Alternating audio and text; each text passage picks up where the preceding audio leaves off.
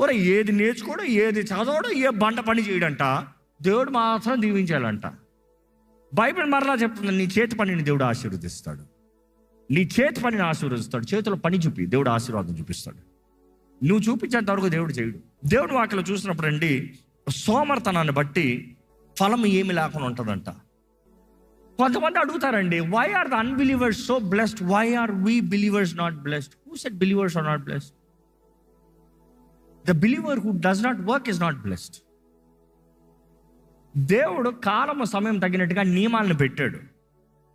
విత్తిన ప్రతి ఒక్కరు కోస్తాడు. అంటే పని చేసిన ప్రతి ఒక్కరికి దీవెన.